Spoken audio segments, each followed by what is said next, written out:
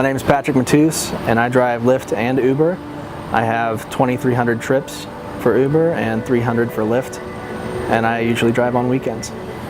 We moved here, my wife, son and I, we moved here from State College. We were out there for 2 years for work, not play. She had a job opportunity with PA Cyber School, so she took it, and we had our son out there. He's now going to be 2 years old this June.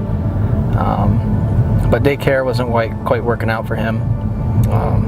He wasn't eating so well, but he's happy and healthy now, and I get to spend every day with him, and I wouldn't trade that for the world. Rideshare has really come in handy with my hours, and raising a newborn is definitely tough, and it could be at any hours of the night. So if he's asleep, I can hop online and start doing some rides. And moving here to Pittsburgh, my wife was able to transfer her job to this area, and I'm really proud of her and how much we've been through in the past couple years. But rideshare has given me that opportunity and flexibility, you know, at night just to go out and make my end of the money for every month. Pittsburgh's a weekend city, and I found that out for my first few months driving here. It can be pretty slow at times throughout the day, especially on the weeknights. They're pretty much hit and miss, and the weekends are very consistent. Friday and Saturday night between 8 to 4 a.m., which are brutal hours if you're up all day. They're worthwhile, and you can see the trends through surging. You can tell all of the hotspot bars, sporting events, where the theaters are, and you can kind of map out sort of your own loop or circuit around the city, and that's what I try to follow.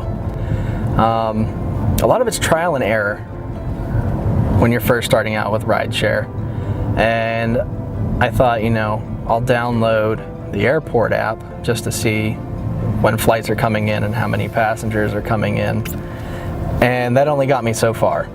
I was sitting in the lot for maybe 2 hours at a time, and there was only like 30 or 40 riders in front of me, and it wasn't worth a short trip for 15 bucks.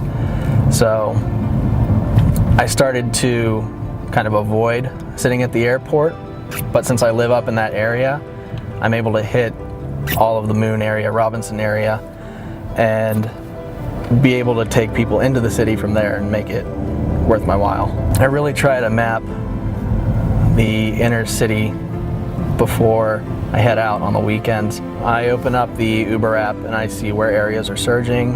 You can see hotspots, and then I open up my Gridwise and I see how many incoming flights there are, what events are happening downtown or even out of the city. And depending on what events are happening, you can tell whether it's going to be an event that most Pittsburgh natives are going to actually attend, or if it's going to be one that they're going to go to the bar and see instead. I guess the whole point of rideshare is you can make your own schedule, but when you have something else telling you what's going on in the city, that helps you make your schedule that much easier. You have your whole night planned through Gridwise. It tells you, hey, you have this many passengers going in, how many passengers going out. When I first found out about Gridwise was before tax season, and I had just played with it for a little while. And then as soon as the new year rolled around, I kind of have used it faithfully. So each mile does count. You can see how Uber tracks trips versus precisely tracking trips through Gridwise. Uber only counts your mileage from when you start a trip or when you accept a trip until you end it.